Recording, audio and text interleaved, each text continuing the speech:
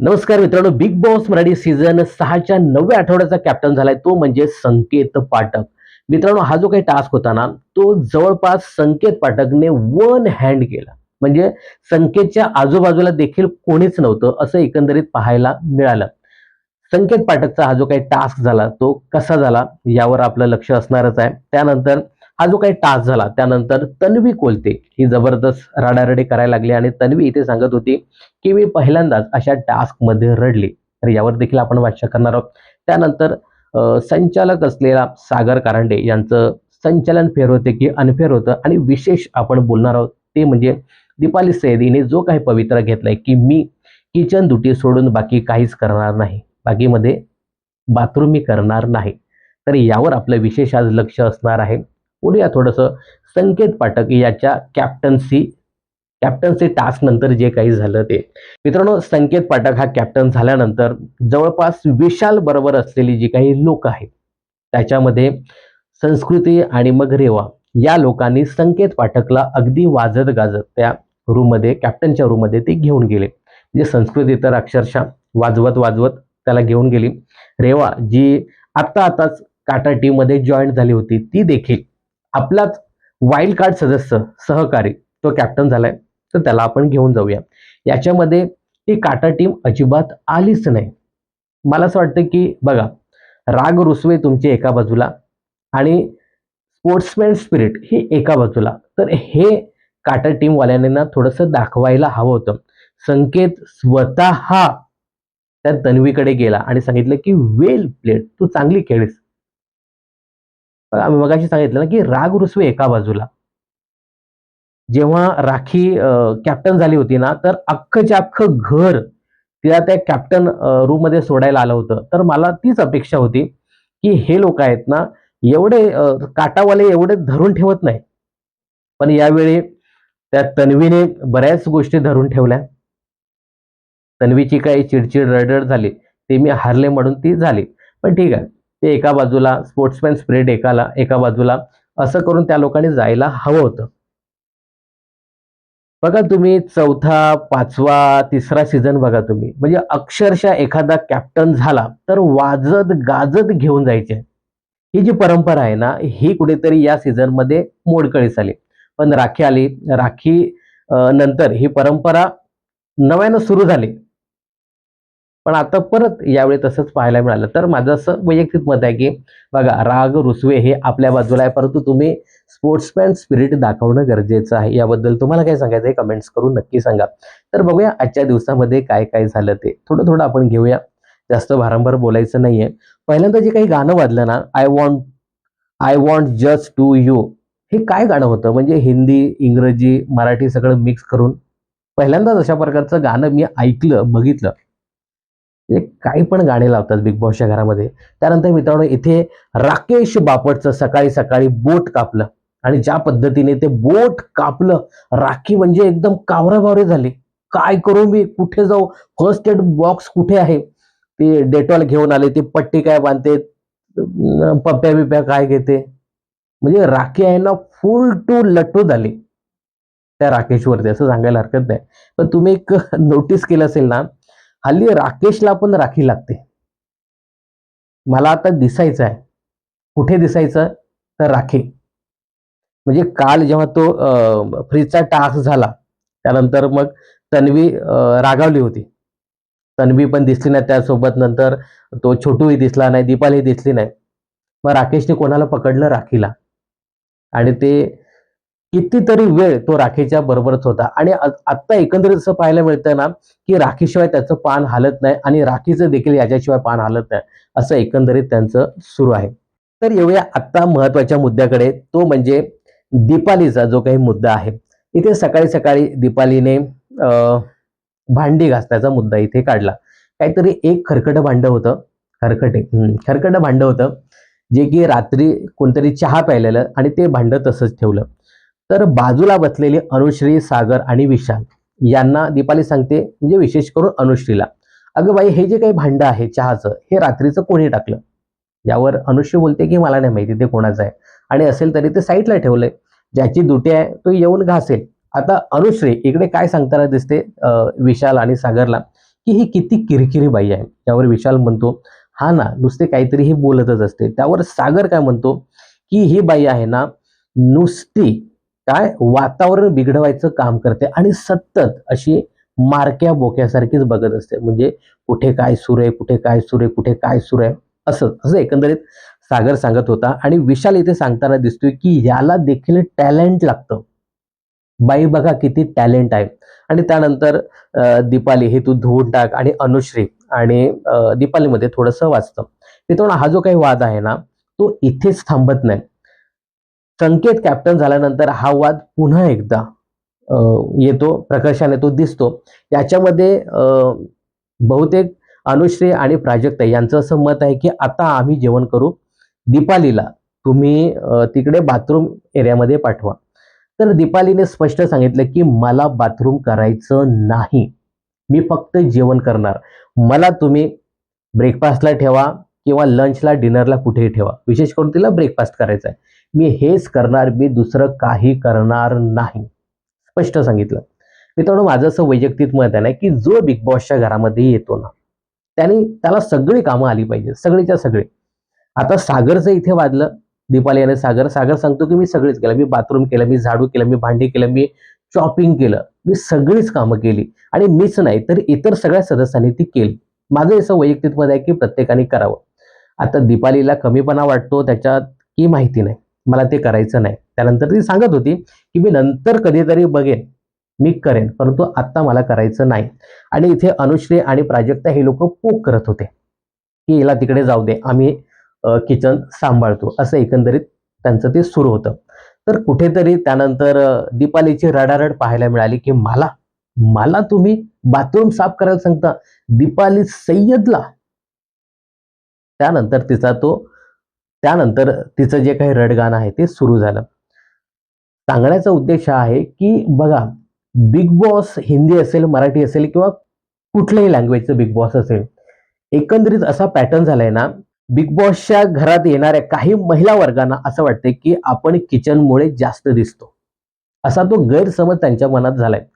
म्हणजे लोकांच्या मनात असं झालंय ना, की किचनमध्ये सगळ्यात जास्त लोकं तिथे असतात आणि सगळ्यात जास्त कॅमेरा आपल्याकडे असतो.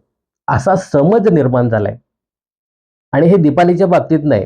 तर तुम्ही मी दुसऱ्या सीझनचं पण उदाहरण देईन, की ती नेहा शितोळे होती, शितोळे. तिला सुद्धा किचनमध्ये सतत दिसायचं होतं. तिसऱ्या सीझनमध्ये ती मीनल आणि बाकी अ, अजून काही लोकं होती.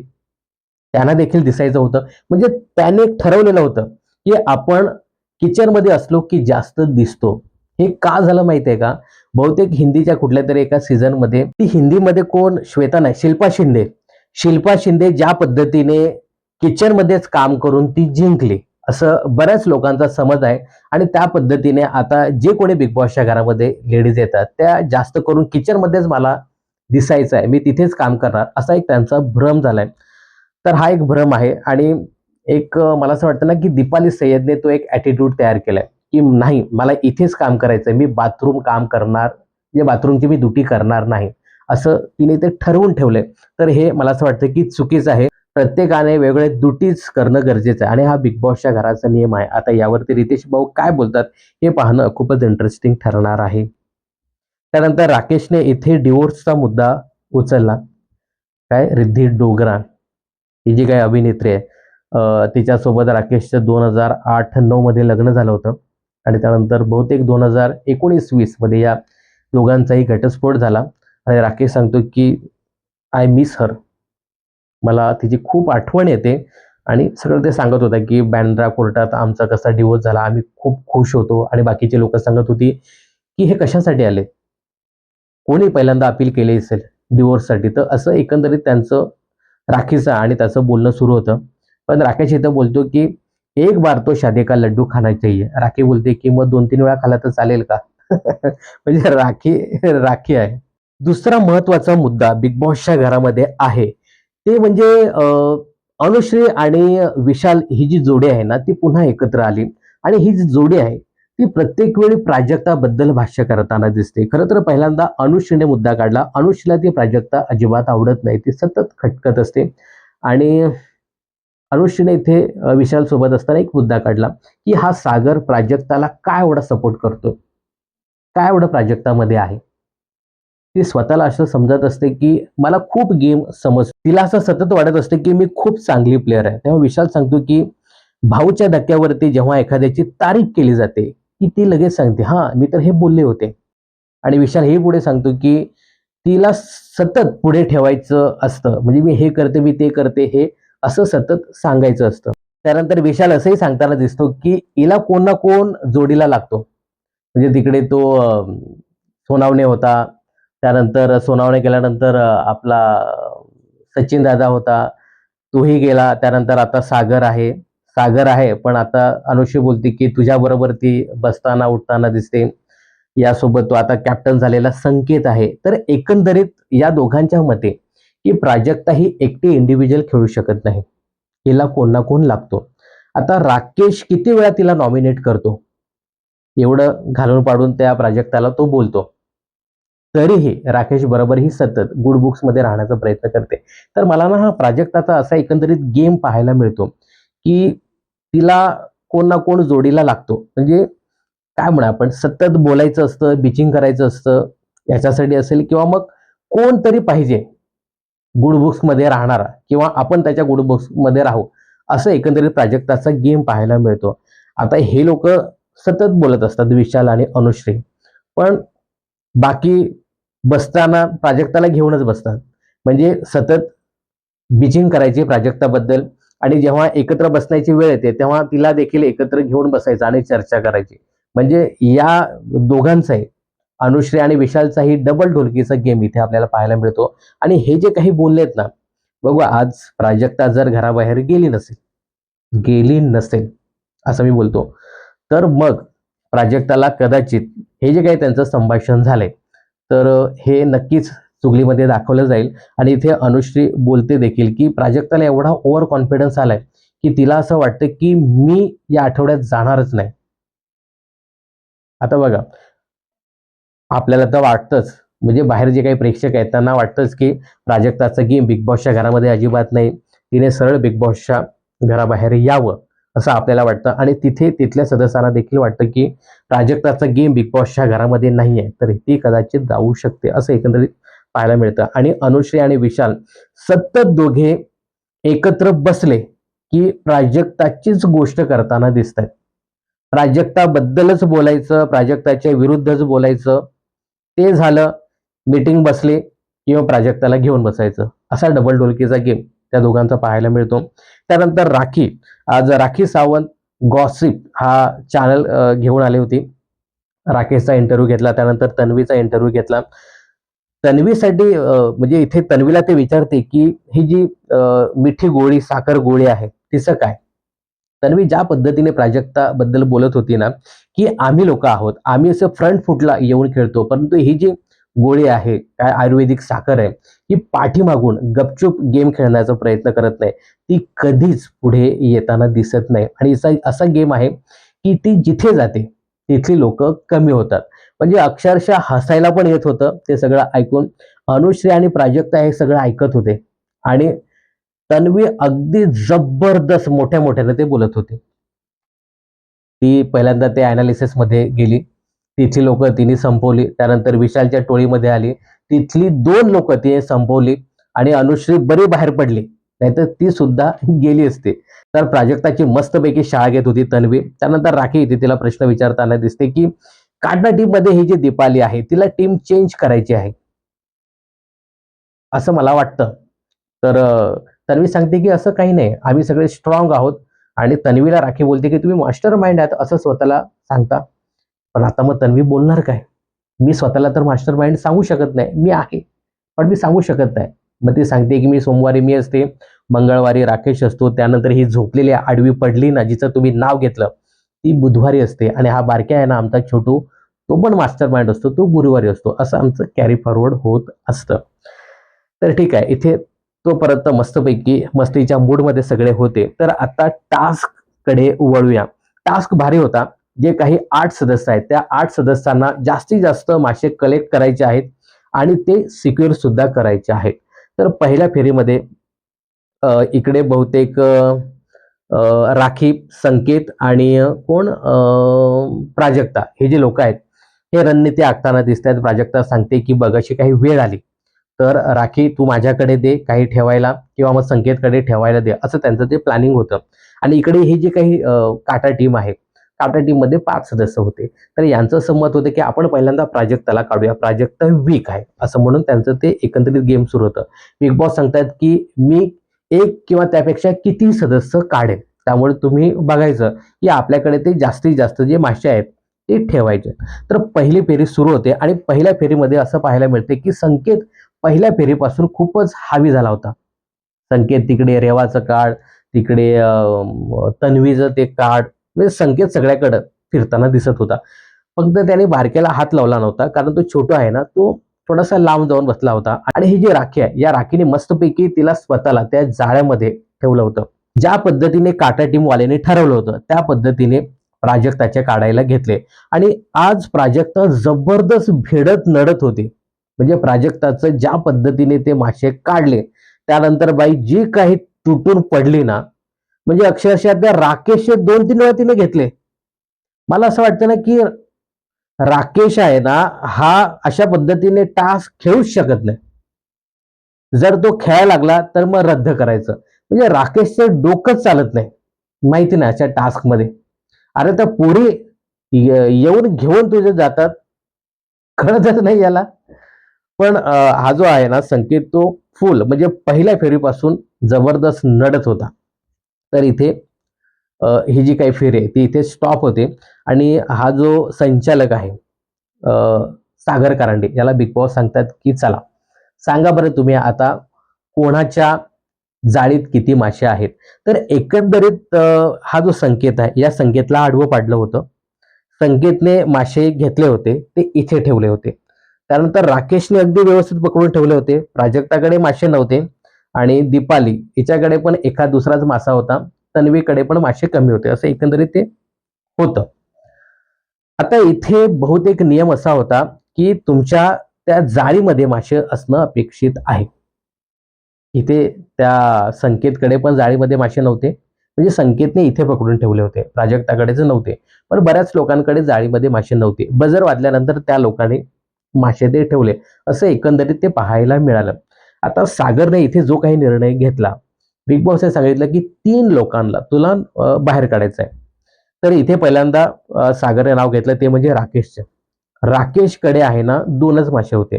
त्यानंतर दीपालीकडे पण काहीतरी 2 मासे होते, म्हणजे सगळ्यात कमी होते. आणि प्राजक्ताकडे मासेच नव्हते, असं एकंदरीत पाहायला मिळालं. तर ही जी काही फेरी आहे ना ती व्यवस्थित सागरने निर्णय तो दिला.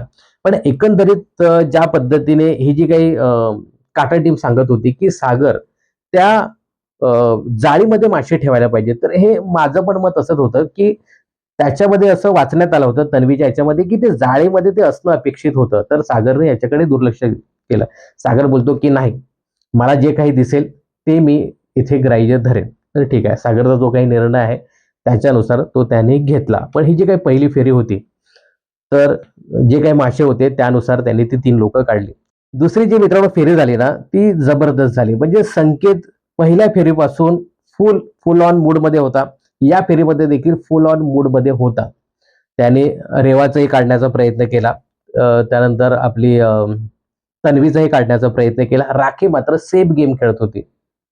राखी ना अद्यात मध्यात राखीला सांगत होती की जा तू खेळ, परंतु राखीने मला सेफ गेम खेळायचा आहे. मग इथे प्राजक्ता सांगते अगं जा बाई काहीतरी कर, खेळ. जेव्हा राखी जाते तेव्हा संकेत आहे ना राखीचे काढतो. त्यानंतर राखी ती मूव्ह ऑन होते त्याच्यामध्ये आणि मग ती खेळण्याचा प्रयत्न करते. तोपर्यंत संकेतने रेवाचेही काढले होते. त्यानंतर राखीचेही काढले होते आणि त्या छोट्याचेही थोडेसे काढले होते. तन्वीचे मात्र बऱ्यापैकी तिथे शिल्लक होते. आता इथे जेव्हा सागरकडे निर्णय घेण्याची वेळ येते, त्यावेळी तो सांगतो की राखीकडे काहीच नाहीये. पण रेवा आणि हा जो प्रभू आहे त्यांच्याकडे सेम सेम असतात. पण बिग बॉस सांगतात की चला तुला आता निर्णय घ्यायचा आहे, कुठल्या तरी एका सदस्याला तुला बाद करायचा आहे. तू राखीला बाद केलंस, आता रेवा आणि प्रभू या दोघांपैकी एका सदस्याला बाद करायचं आहे. तर इथे आहे ना सागरने रेवाला बाद केलं. त्यानंतर रेवाची प्रचंड चिडचिड पाहायला मिळाली. रेवाला का बाद केलं त्याचं कारण तुम्हाला मी सांगतो. बघा रेवाचं आणि सागरचं बॉन्डिंग खूप छान आहे, डे वन पासून चांगलं बॉन्डिंग आहे त्यांचं. पण सागरने थोडासा काय म्हणू आपण राग मनामध्ये धरला होता. तो राग कुठला होता? कॅप्टन्सी टास्कसाठी म्हणजे कॅप्टन पदाच्या उमेदवारीसाठी रेवाचा तळ्यात मळ्यात गेम होता. हात वरती करू की नको, हात खाली ठेवू का, सागर देऊ का नको, हा जो काही तळ्यात मळ्यातला गेम होता रेवामुळे, हा म्हणजे रेवामुळे आहे ना खरं तर सागरची कॅप्टन पदाची उमेदवारी गेली होती. आणि जेव्हा सागर त्या व्हाईट रूम मधून आला होता त्यावेळी प्राजक्ता असेल किंवा बहुतेक कोण होता अजून, अनुश्री याने सांगितलं की रेवामुळे तुझी कॅप्टन पदाची उमेदवारी गेली. तर ही गोष्ट कुठेतरी सागरने चांगलीच लक्षात ठेवली. आणि तुम्ही बघा म्हणजे ते कॅप्टन पदाचा जो काही टास्क झाला व्हाईट रूम मधला, त्यानंतर पासून सागर हा रेवाशी जास्त बोलताना दिसत नव्हता आणि त्याला ही चांगली संधी मिळाली आणि त्याने रेवाचा पत्ता कट केला. अक्षरशः म्हणजे ठरवून तो पत्ता कट केला. आणि नंतर सागर जे काही सांगत होता की नाही तिथं आता आली तर तिला मी थोडी देणार आहे, नाही त्याने हे सगळं ठरवून केलं असं सांगायला हरकत नाही. ठीक आहे. सागरने जो काही निर्णय घेतला त्याच्यामध्ये प्रभू सेफ होतो आणि राखी आणि रेवा हे बाद होतात. आता इथे 3 सदस्य उरले, त्यामध्ये तन्वी, संकेत आणि आपला छोटू यांच्यामध्ये फुल ऑन जबरदस्त टशन पाहायला मिळते. पण इथे हा जो संकेत आहे तो फुल तन्वी बरोबर भिडतो, नडतो, तिचेही काढतो, त्यानंतर त्या प्रभूचेही काढतो. तन्वी तर त्या काय आपल्या त्या जाळीमध्ये डोकं ठेवून राहते आणि त्यानंतर दुखापत होते. तन्वीने हे जे सगळं केलं, हा तन्वीने एक ड्रामा क्रिएट केला. आता आपण हरतोय हे लक्षात आल्यानंतर तन्वीने तो ड्रामा क्रिएट केला. आणि हा टास्क साहजिकच आहे की तो आता संकेत जिंकणार आहे. त्यानंतर ती रडारड, त्यानंतर प्रभूवर ओरडणं असेल, हे सगळं तिने मुद्दामून केलं. आता प्रभू इथे सांगताना दिसतो की मी तेवढा लढू शकत नाही आणि तिथे काय तुला काय झालं किंवा काही होऊ शकतं ना, व्हॉटेव्हर. माझी आणि संकेतची बराबरी तू का करतेस आणि तू एवढी अपेक्षा का माझ्याकडनं ठेवतेस? आणि हे दीपाली सय्यदने देखील सांगितलं की तू एवढी का अपेक्षा करतेस त्याच्याकडनं. प्रभूचंही म्हणणं बरोबर होतं आणि दीपालीचं देखील म्हणणं बरोबर होतं. तेवढी स्ट्रेंथ त्याची नाही आहे रे. बिचारा तो खेळला, त्याच्याशी भिडला, त्याच्या पद्धतीने त्याने ते करण्याचा प्रयत्न केला. आणि मित्रांनो बघा, मध्ये तिला लागलं, त्यानंतर तो टास्क थोडासा थांबवला. पुन्हा तो कॅरी फॉरवर्ड झाला आणि तुम्ही जिथे आहे तिथून तो कॅरी फॉरवर्ड करा. आणि त्यानंतर संकेत वन हँड टू जिंकला टास्क. त्यानंतर तन्वीचा पुन्हा ड्रामा सुरू झाला. अरे मला लागलं होतं ना, एवढं मला दुखत होतं तरी त्यांनी सोडलं नाही. आणि मग ते रडारड पडापड तिची सुरू झाली. म्हणजे आता मला मिळत नाही तर मग आता चला रडारडी करा, असा तन्वीचा एकंदरीत गेम पाहायला मिळाला. म्हणजे मला असं वाटतं की अरे तन्वीमध्ये आरबी चाला की काय असं एकंदरीत तेव्हा बघून वाटलं. सागर सांगतो की बघ मी सगळं व्यवस्थित बघितलेलं आहे, तसं संकेतने काहीही केलेलं नाही. एवढं सगळं व्यवस्थित सागर समजावत होता तरी बाई तन्वी ऐकायला तयार नाही. तन्वीला असं झालं की मी का हरले याच्या समोर, अरे हा आत्ता वाईल्ड कार्ड आलेला ना, मी तर 50-60 दिवसापासून खेळते, मी का हरले, मग चला रडारडी करा, आरडाओरडी करा, असा तन्वीचा एकंदरीत गेम पाहायला मिळाला. तर मित्रांनो इथे जवळपास 10च्या फरकाने संकेत जिंकतो आणि ह्या काही डेंजर कीज वगैरे आहेत ते जमा केले जातात. आणि दुसऱ्याच आठवड्यामध्ये संकेत हा कॅप्टन झालेला आहे. मित्रांनो एकंदरीत पाहता हा जो काही टास्क आहे ना, तो संकेतने अक्षरशः वन हँड नेला. म्हणजे मला आहे ना या टास्क मध्ये आहे ना राकेश एकदम फुसका वाटतो. राकेश अशा प्रकारचे फिजिकल टास्क खेळू शकत नाही असं एकंदरीत पाहायला मिळालं. आणि मित्रांनो बघा, संकेत आहे ना हा फिजिकल स्ट्रेंथही जास्त आहे. त्यामुळे जर का संकेत हा टोळी टीम मध्ये खेळा, विशालकडनं जर खेळा, म्हणजे एकंदरीत चिन्ह तर तशीच दिसत आहेत. हे जर दोघे एकत्र आले ना तर समोरच्या टीमला भारी पडतील असं एकंदरीत आता चित्र सध्या तरी पाहायला मिळतंय. मित्रांनो एकंदरीत पूर्ण हा टास्क पाहताना संकेतने वन हँड हा टास्क जिंकला. आणि याच्यामध्ये ही जी काही काटा टीम आहे ना ती अक्षरशः फुस झाली. या लोकांनी विशाल जसं सांगत होता ना तसं त्यांनी प्लॅनिंग करायला पाहिजे की तुमच्यातनं कोण कॅप्टन व्हायला पाहिजे हे तुम्ही ठरवा. या लोकांनी प्लॅनिंग करायला पाहिजे. आता या लोकांनी ठरवलं असतं ना की चला तन्वी झाली, तिला नको आपण घेऊया, दीपालीला घेऊया किंवा मग प्रभूला घेऊया किंवा मग कोण आरबी होते, या तिघांपैकी कोणाला तरी संधी द्या. म्हणजे एखाद्याचं नाव घेतलं असतं ना, की त्याला आपण प्रोटेक्ट करायला पाहिजे. इकडे कसं या लोकांनी ठरवलं, की संकेत आहे ना, हा थोडासा हावी होतोय. पण संकेतला सगळ्या लोकांनी सपोर्ट केला. तसं एकंदरीत या लोकांनी ना थोडंसं विचार करून एखाद दुसऱ्याचं नाव सजेस्ट करायला पाहिजे, की याला आपल्याला कॅप्टन करायला पाहिजे. असा हे लोकं गेम खेळताना अजिबात दिसत नव्हते. त्यांचं तेच काय खेळायचं ते खेळायचं. नंतर मग दुसऱ्यावरती खापर फोडायचं. आज ज्या पद्धतीने तन्वी जे काही छोटूला सांगत होती ना, तर ते चुकीचं आहे. बिचारा त्याची स्ट्रेंथ बघ. तो खेळत तरी होता व्यवस्थित. नाही झालं तर त्याच्यावरती रागरुसवे करायचं. तर हे चुकीचं आहे. Moral of the story. Sanket हा सगळ्यांवरती भारी पडला आणि त्यांनी वन हँड हा टास्क जिंकून घेतला, असं सांगायला काहीच हरकत नाही. आणि काही लोक सांगतात, मी सोशल मीडियावर आता बघत होतो, काही अशा कमेंट्स पाहायला मिळाल्या, की संकेत हा चुकीच्या पद्धतीने तो जिंकला. मित्रांनो बघा, ते खेचाखेचीच आहे. ते शेवटी असं गोड बोलून कोणी तर देणार नाही. त्यामुळे ते खेचावं लागणारच होतं आणि ती खेचाखेची करूनच हा टास्क जिंकायचा होता. त्यामुळे ते होणारच होतं. बरेच लोक संकेतला नावं ठेवताना दिसतात, की "तू असा कसा काय खेळू शकतो? चीटिंग केली, अमुक केलं, तमुक केलं." तर संकेतने काही चीटिंग केली नाही. तो व्यवस्थित टास्क खेळला आणि तो कॅप्टन झालेला आहे, असं माझं वैयक्तिक मत आहे. आता सागरचं जे काही संचालन आहे, तर जर राकेशने जो काही मुद्दा उचलला होता, की बिग बॉसने सरळ सांगितलं होतं, की ते जे हे आहेत मासे ते त्या जाळीमध्येच ठेवायचे होते. तेच ग्राह्य धरायचे होते. जर असं असेल ना, तर मग सागर मात्र अनफेअर झालेला होता. कारण पहिल्या फेरीमध्ये तर संकेतने पूर्ण पोटाच्या इथेच मासे, छातीच्या इथेच मासे ते ठेवले होते असे धरून. त्याच्याकडे एक पण मासा त्याच्यामध्ये नव्हता आणि बऱ्याच लोकांकडे तसे मासे त्या जाळीमध्ये नव्हते. तर असा निर्णय असेल. म्हणजे कदाचित असं जर त्या बुकमध्ये असेल, तर मग तिथे सागर हा अनफेअर आहे असं सांगायला हरकत नाही. मी ते व्यवस्थित ऐकलं नाही, तन्वी जे काही बोलत होती ते. तर याबद्दल तुम्हाला काय माहिती असेल तर कमेंट्स करून नक्की सांगा. मित्रांनो या तिसऱ्या फेरी अंतर्गत बघा, त्या तन्वी कोलतेने ज्या पद्धतीने संकेतला पकडलं होतं. म्हणजे संकेतने पूर्ण त्या छातीवरती सगळे मासे घेतले होते आणि तन्वीने त्याच्या छातीच्या इथे हात घालून ते काढण्याचा प्रयत्न केला. ते येत नव्हतं. त्यानंतर तन्वीने अक्षरशः पायाने, लाताने ते काढण्याचा प्रयत्न केला आणि जर तिथे चुकून संकेतची जर लात लागली असते, कारण संकेतचा पाय देखील पुढे होता. किती पडलं असतं दोघांना एकमेकांना. असं एकंदरीत जबरदस्त फिजिकल फाईट पाहायला मिळाली. म्हणजे संकेत तर नडत होताच, परंतु तन्वी देखील जबरदस्त त्याच्यामध्ये फिजिकल फाईट खेळताना दिसत होती. पण आपण आता हरतोय असं एकंदरीत तिच्या लक्षात आलं आणि त्यानंतर मग तिने राग रुसव्या रडारडी ही केली. हे आजपर्यंत तन्वीने कधीच केलं नव्हतं असं ती सांगत होती. यावर तुम्हाला काय सांगायचं आहे कमेंट्स करून नक्की सांगा.